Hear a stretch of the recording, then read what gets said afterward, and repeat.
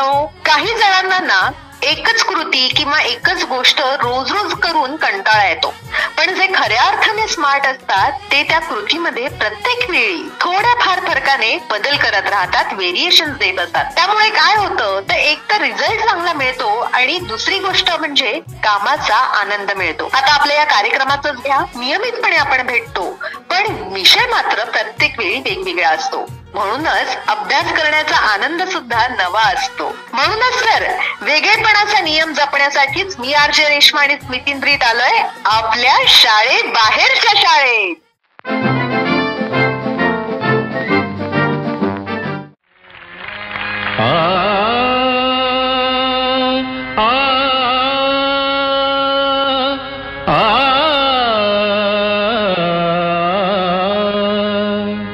शब्दांचा हा खेळ मांडला तुझ्या कृपेवर ईश्वरा.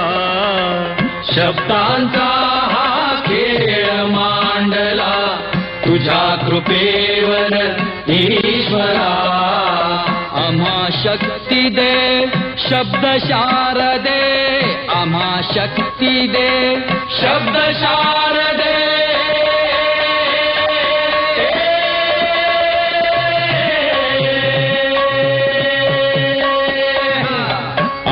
शक्ती दे शब्द शारदे. गौरी तनया ईश्वरा, गौरी तनया ईश्वरा. शब्दांचा हा खेळ मांडला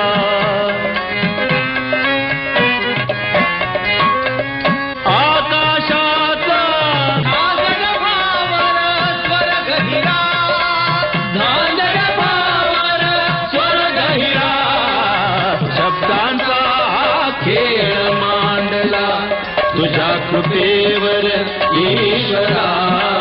शब्दांचा हा खेळ मांडला तुझ्या कृपेवर ईश्वरा. कुठेतरी वाचलंय मी स्मितींची, शब्द शब्द बहु अंतरा, शब्द के हाथ न पाव. शब्द शब्द बहु अंतरा, शब्द के हाथ न पाव. एक शब्द करे औषधी, एक शब्द करे घाव. वाह, सही आहे. खरं शब्द किती महत्वाचे असतात. चांगलं वाईट घडतं जाणवतं ते शब्दांमुळेच, नाही का? हो ना. म्हणजे आपण आपली शब्दसंपत्ती जेवढी अधिक असेल तेवढे आपण हुशार देखील असतो. करेक्ट.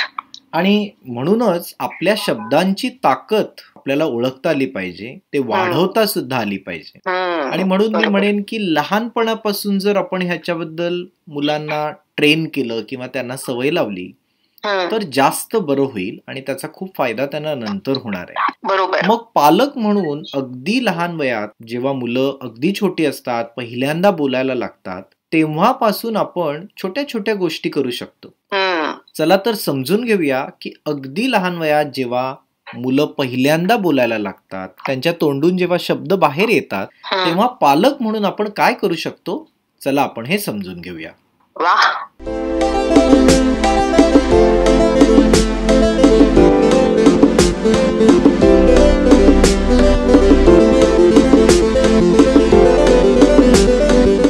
जेव्हा तुमची मुलं शब्द म्हणू लागतात, त्यांची भाषा सुधारण्याचे हे काही सोपे उपाय आहेत.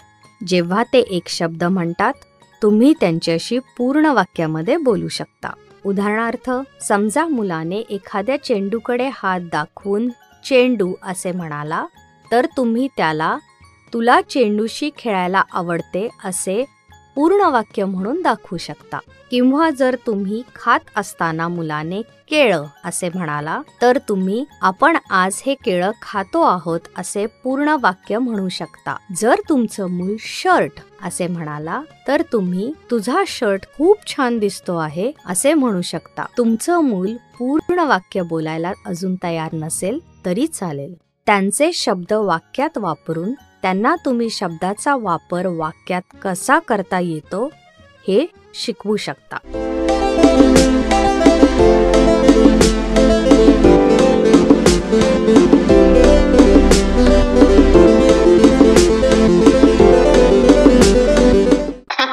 वा, किती मस्त छान अभ्यास आहे. असंच मुलांना आपण जर सुरुवातीपासून शब्द देऊन वाक्य बनवायला शिकवली तर किती मज्जा येईल. हो ना, आणि त्यामुळेच त्यांचा भाषेचा सुद्धा विकास होणार आहे रेश्मा.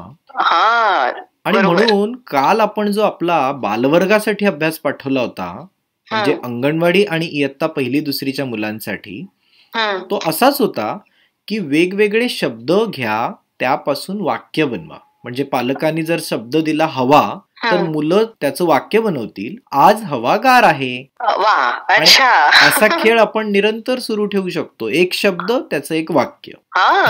अनलिमिटेड फन आहे म्हणजे हा अभ्यास. खर तर असा खेळ पालकांनी मुलांबरोबर खेळला तर जास्तच त्याचा फायदा होईल. तर आपण आता बोलूया स्मृती मेश्राम या 5 वर्षाच्या अंगणवाडीत जाणाऱ्या मुलीशी, आणि तिने कोणते वाक्य तयार केलेत या वेगवेगळ्या शब्दांवरून ते आपण तिच्याकडनं समजून घेऊया. तिच्याशी बोलणार आहोत आणि तिची आई प्रेमाताई यांच्याशी सुद्धा बोलणार आहोत, आणि ऐकूया त्यांनी कोणकोणते शब्द आणि त्यावरून वाक्य तयार केली आहेत. स्मृती आहे गाव कोरधा, तालुका नागभीड, जिल्हा चंद्रपूर इथली. तर ऐकूया स्मृतीला तिच्या आईने कोणते शब्द दिले आणि स्मृतीने त्यापासून कोणती वाक्य तयार केली. येस, ऐकूयात. प्रेमाताई नमस्कार, शाळेबाहेरच्या शाळेमध्ये तुमचं स्वागत आहे. नमस्कार मॅडम. नमस्कार. अय्या, तुमचा आवाज किती गोड आहे. छान वाटलं तुमच्याशी बोलून. थँक्यू. प्रेमाताई, स्मृतीला अभ्यासाचे मेसेज नियमित मिळत आहेत शाळेबाहेरच्या शाळेमधून? हो मॅडम. आणि स्मृतीला मजा येते का अभ्यास करताना? हो. रोज अभ्यास करते मॅडम. अच्छा, आणि आपल्यापैकी कोण तिला मदत करतो अभ्यासामध्ये? तिचे पप्पा पण करतात आणि मी पण करते. प्रेमाताई, तुम्ही किती शिकलायत, काय करता? माझं ग्रॅज्युएशन झालंय सर. वा, खूप छान. आणि मग तुम्ही आता सध्या काम घरीच राहून काम करता की काही व्यवसाय करता? नाही, घरी. वा, आणि घरात सुद्धा खूप कामं असतात नाही का? त्यातून वेळ काढून तुम्ही स्मृती बरोबर गप्पा मारता का? आणि तिला गोष्टी सांगता का? वा वा, खूपच छान. हो, आणि आता ती यंदा तरी अंगणवाडीत आहे ना? आणि पुढच्या वर्षी ती इयत्ता 1लीत जाईल, म्हणजे तिचं औपचारिक शिक्षण पुढच्या वर्षी सुरू आहे. छान. मग हे तर खूप महत्वाचं वर्ष आहे तिच्यासाठी, कारण आता जे तुम्ही शिकवाल, थोडस अक्षर ओळख, थोडं अंक ओळख, गप्पा मारायला शिकवलं, छान बसायला आणि ऐकायला शिकवलं, तर मग तिला शाळेत जाऊन खूप फायदा होईल. अरे वा, खूपच छान. मग वा, हे ऐकून आम्हाला खूप आनंद झाला.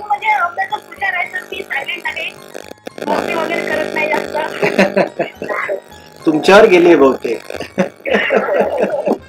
आम्ही तिच्याशी बोलू शकतो का? हॅलो स्मृती, कशी आहे? कशी आहेस तू? आणि तू शाळेबाहेरची शाळा रेडिओ कार्यक्रम ऐकते का? कसा वाटतो तुला कार्यक्रम? आणि आज तू त्या कार्यक्रमात आली आहे, सगळेजण तुझा आवाज ऐकतायत, तुला कसं वाटतंय? Very good. अच्छा, आई सांगत होती की तुला वाचायलाही येतं. कसं शिकलीस? कोणी शिकवलं तुला वाचायला? अरे वा, खूप छान, मस्त. आणि आम्ही तुला जो काल अभ्यास पाठवला होता त्यात म्हटलं होतं की कोणताही शब्द घे आणि त्याच्यापासून वाक्य बनवून दाखव. म्हणजे जसं हवा, तर त्याच्यावरून वाक्य होईल आज हवा गार आहे. तू कोणते शब्द शोधलेस आणि त्याच्यावरून काय वाक्य तयार केलीस?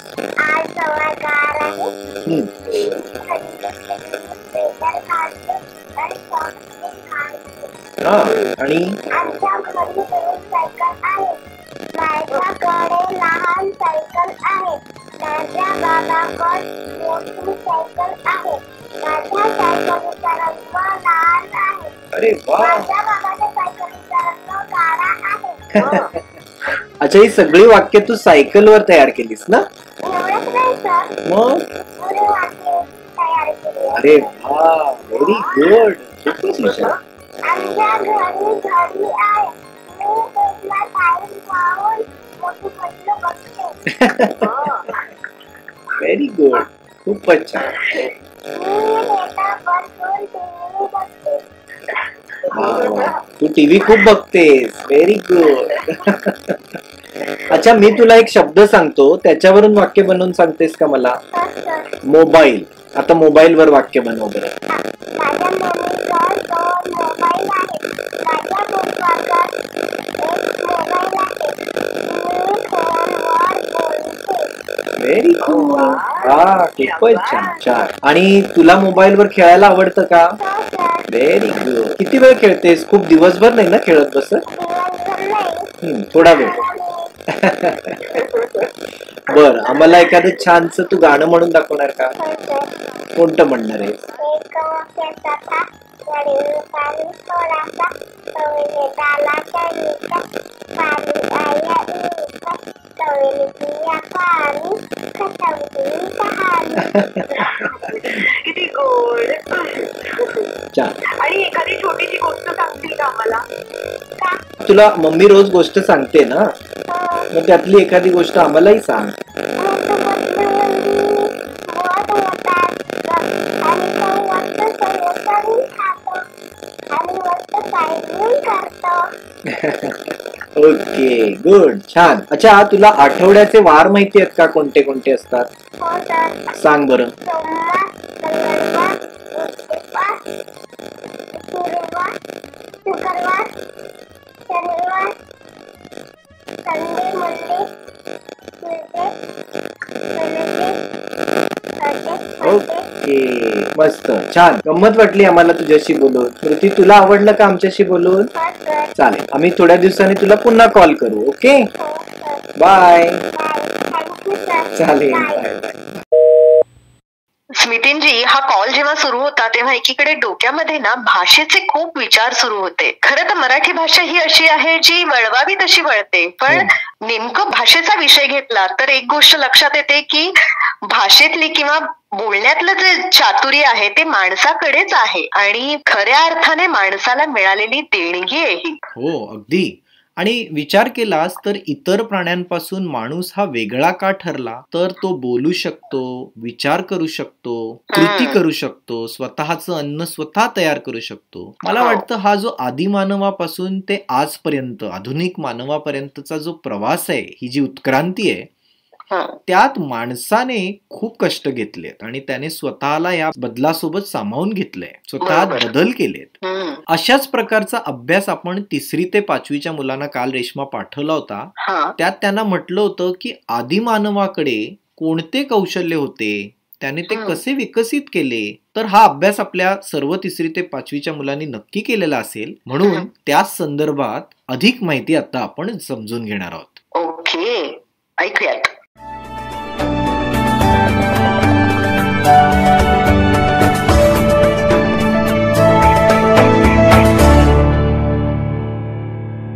मानवाची वाटचाल.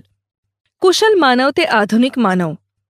मुलांनो, एप या वानरापासून प्रगत किंवा उत्क्रांत होत जाऊन आदिमानव निर्माण झाला हे आपण मागील पाठात पाहिले आहे. आदी म्हणजे सुरुवातीचा किंवा प्रारंभीचा, म्हणजेच वानरासारखा दिसणारा पहिला मानव होय. आता बघा, मानव उत्क्रांत झाला म्हणजे त्या एप वानरामध्ये हळूहळू बदल होत जाऊन तो माणसासारखा बनला. त्याच मानवाचा पुढचा टप्पा म्हणजे त्याने आपल्या हातांचा वापर करून छोटी छोटी हत्यारे तयार केली, म्हणून त्याला कुशल मानव म्हणतात. त्यातही पुढे अनेक बदल झाले. या बदलांची माहिती आपण आता घेणार आहोत. मुलांनो, कुशल मानव म्हणजे हातांचा वापर करून चांगले काम करता येणारा मानव. ज्या मानवाने आपल्या हातांचा वापर कुशलतेने केला त्याला कुशल मानव म्हणतात. तुम्ही कुंभाराला कधी मडकी बनवताना पाहिले आहे का? तो ज्या पद्धतीने हातांचा वापर करून चाकाच्या गतीबरोबर तयार होणाऱ्या भांड्याला आकार देतो ते म्हणजे त्याने हातांचा कुशलतेने केलेला वापर होय. या मानवानेही आपल्या कुशल हातांच्या सहाय्याने काही हत्यारे बनवली. या मानवाच्या अस्तित्वाचा म्हणजेच राहण्याचा पुरावा आफ्रिका खंडातील काही प्रदेशांमध्ये मिळाला आहे. ग्रामीण भागात तुम्ही मेंढ्यांचे कळप बघितले असतील. या मेंढ्या चिखलातून किंवा मातीतून जातात. त्यावेळी त्यांच्या पायाचे ठसे जमिनीवर उठतात. त्यावरून आपल्याला समजते की त्या ठिकाणाहून मेंढ्यांचा कळप गेला असेल. असेच काही कुशल मानवाचे पुरावे लुई लिकी या शास्त्रज्ञाला मिळाले. हे पुरावे त्याला आफ्रिका खंडातील टांझानिया, केनिया या 2 देशांच्या परिसरात मिळाले. या पुराव्यांमध्ये कुशल मानवाच्या अवशेषांसोबत त्याने बनवलेली काही हत्यारे मिळाली होती. मुलांनो, अवशेष म्हणजे शिल्लक राहिलेला किंवा मागे राहिलेला भाग होय.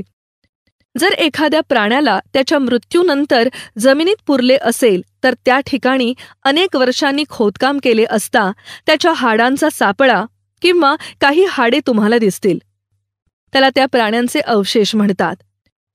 असाच काही भाग आणि त्याबरोबर कुशल मानवाची काही हत्यारे मिळाली होती. लुई लिकी या शास्त्रज्ञाने या मानवाला होमो हॅबिलिस असे नाव दिले. होमो हा शब्द लॅटिन भाषेतील आहे. त्याचा अर्थ आहे मानव किंवा माणूस आणि हॅबिलिस या शब्दाचा अर्थ हातांचा कुशलतेने वापर करणारा असा होतो. म्हणून त्याने ह्या मानवाला होमो हॅबिलिस असे नाव दिले. हा मानव 2 पायांवर उभा राहू शकत होता, पण त्याच्या पाठीचा कणा पूर्ण ताठ नव्हता. त्याच्या कणाला थोडासा बाक होता. तुम्ही एखादी वाकलेली आजी बघितली असेल ना? आजीचे वय वाढल्यामुळे पाठीच्या कण्यात बाक येतो, पण कुशल मानवाचा पाठीचा कणा मुळातच तसा होता. तसेच या मानवाचा मेंदू हा एप वानराच्या मेंदूपेक्षा मोठा होता. कुशल मानवाच्या व एप मानवाच्या चेहऱ्याची व हातापायांची वैशिष्ट्ये काही प्रमाणात सारखीच होती. कुशल मानवाने जी हत्यारे तयार केली होती ती मोठ्या प्राण्यांच्या शिकारीसाठी उपयोगी नव्हती. त्याचा उपयोग मांस खरवडणे म्हणजेच जनावरांच्या शरीरावरील मांस हत्याराच्या सहाय्याने काढून घेण्यासाठी तसेच हाडे फोडून त्या हाडांमधील मगज मिळवण्यासाठी होत असे. मगज म्हणजे हाडांच्या आतील चविष्ट पदार्थ किंवा गर. यावरून अनुमान काढता येते की हा मानव इतर प्राण्यांनी केलेल्या शिकारीतील शिल्लक राहिलेले मांस खात असावा. तो छोट्या छोट्या प्राण्यांची शिकार करत असावा. तसेच पक्ष्यांची अंडी, फळे आणि जमिनीतून मिळणारी कंदमुळे तो खात असावा.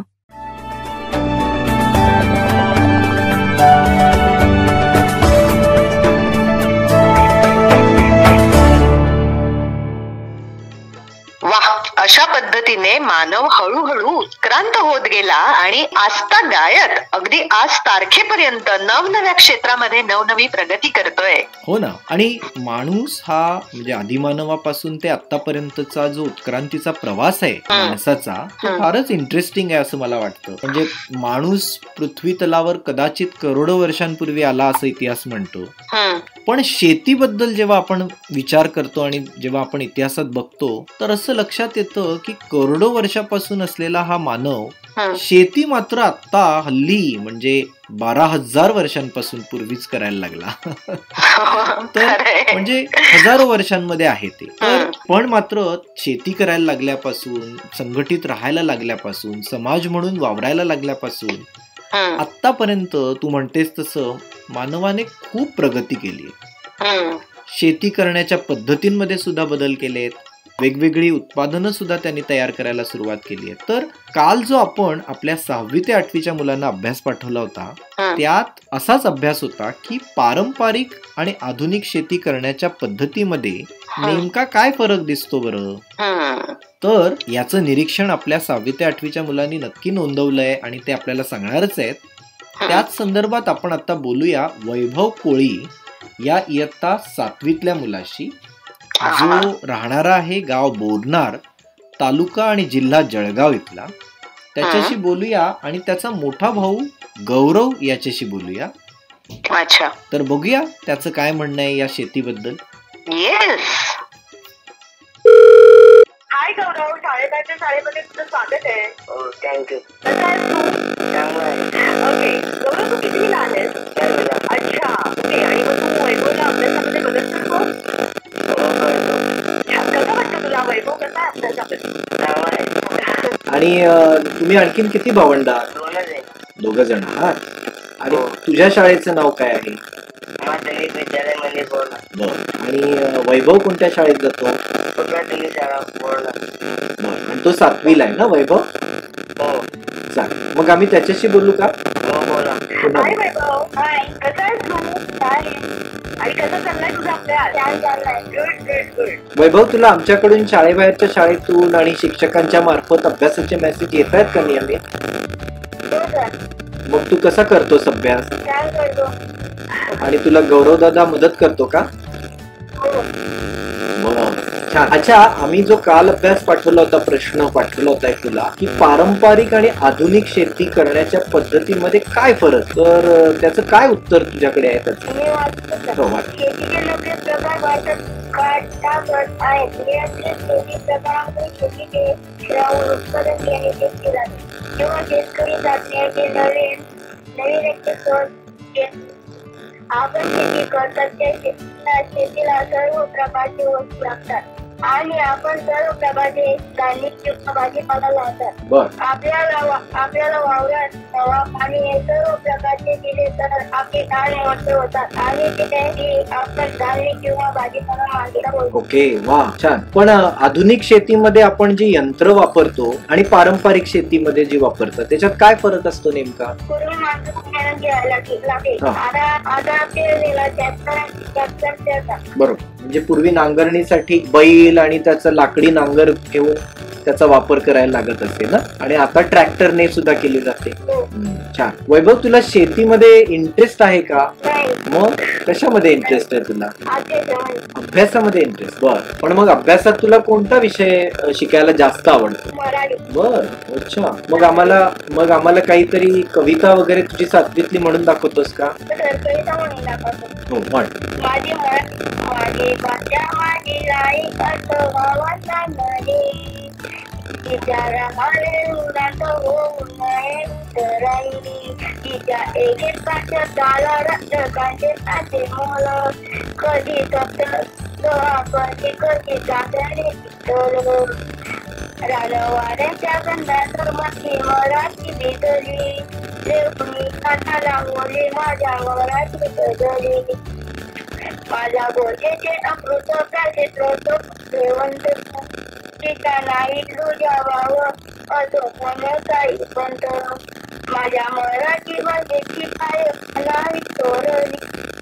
तोरतेची एकू येते माझ्या मराठीचे ओळी. वा, खूपच छान. ज्या 7वीच्या मराठीच्या पुस्तकात ही कविता आहे ना? वा, खूप छान. मजा आली तुम्हा दोघांशी बोलून. तुला आवडलं का आमचा कॉल आला ते? चालेल, आपण काही दिवसांनी पुन्हा बोलू. Okay, bye bye. खरंच ना स्मितींजी, की माणूस पारंपरिक गोष्टीमधून बरंच काही शिकत जातो, पण त्याही पुढे जाऊन तो थोडी प्रगती करतो आणि आणखी एक नवं वळण घेत राहतो. हो ना. आणि ह्या सगळ्या प्रवासामध्ये माणसाकडे अनुभव मात्र खूप गोळा होतात आणि त्या अनुभवांचा उपयोग पुढच्या पिढीला होत असतो. करेक्ट. आणि म्हणून अनुभवाच्या चष्म्यातून या सदरामध्ये आज आपण ऐकणार आहोत शेखरचा अनुभव. चला तर ऐकूया काय आहे त्याचा अनुभव आणि आपण त्याच्यातून काय शिकतो. येस, नक्कीच.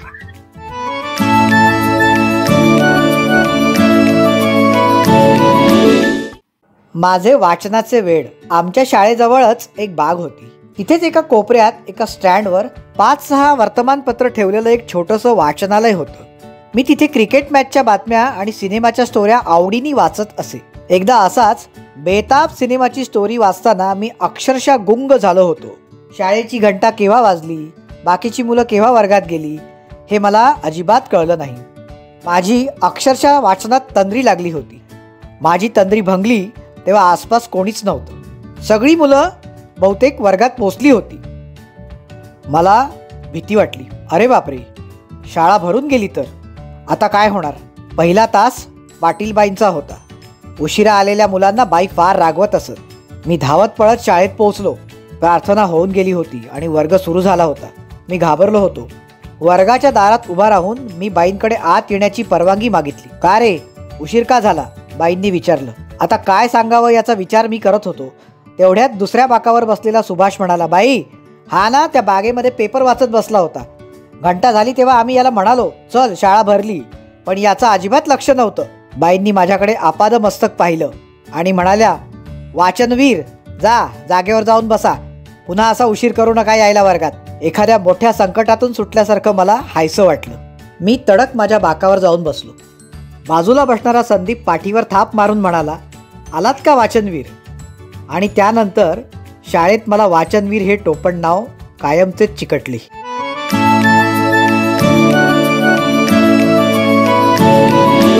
छान होता अनुभव, आणि असे अनुभव प्रत्येकाने आपल्या गाठीशी ठेवायलाच हवेत. स्मितींजी, आज जाता जाता कुठला विचार आम्हाला देणार आहात? आज आपण आदिमानव, उत्क्रांती या संदर्भात खूप बोललो. त्यामुळे मला वाटतंय की माणूस विकास करू शकला कारण त्याने सतत होणाऱ्या बदलांना स्वीकारलं, त्याचा तो भाग झाला. म्हणून मला असं वाटतं की आजचा खरा सुविचार आहे की सतत होणाऱ्या बदलांचा आपण स्वीकार करायला पाहिजे. येस, आणि खरंय, करोनामुळे खूप काही बदललंय आतापर्यंत, आणि त्या बदलाला पुढे घेऊनच आपल्याला पुढे जायला हवंय.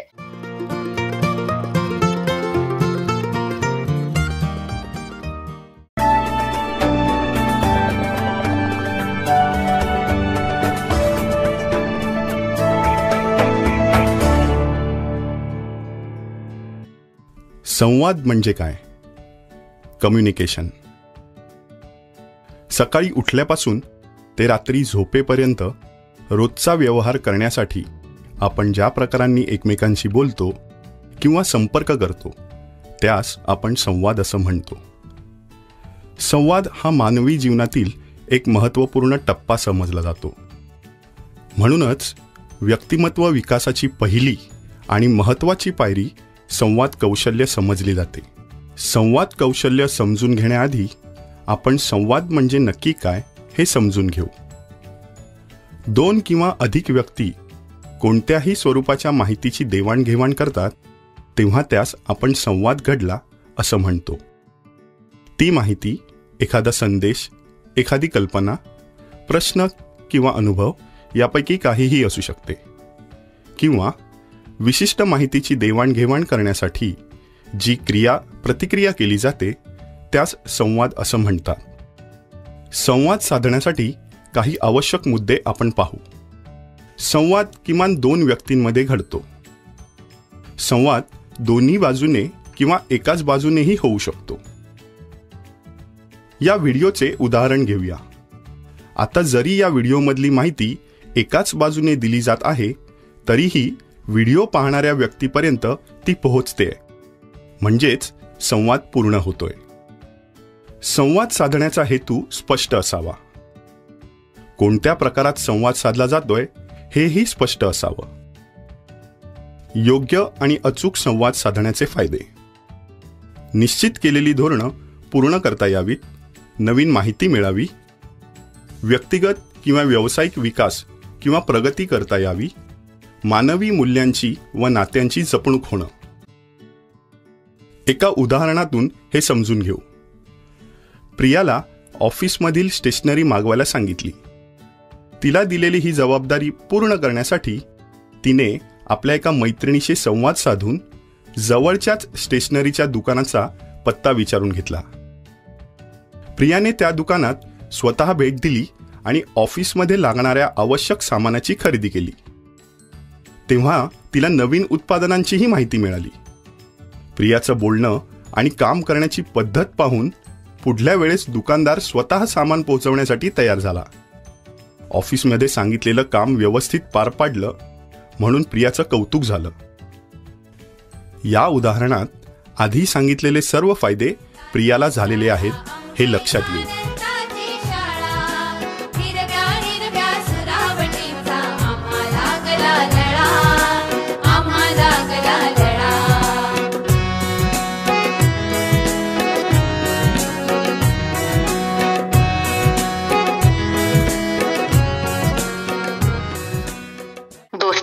आजपासून आपण आणखी एक नवा संकल्प करूया. दर दिवशी स्वतःमध्ये नवा आणि चांगला बदल घडवून आणूया आणि त्या नाविन्याची रोज वहीमध्ये नोंद करूया. स्वतःचं नवीन वर्जन शोधूया आणि प्रत्येक दिवस सेलिब्रेट करूया. चलो देन, भेटूया पुढल्या भागामध्ये. Enjoy every day, stay unique. Bye bye. नमस्कार.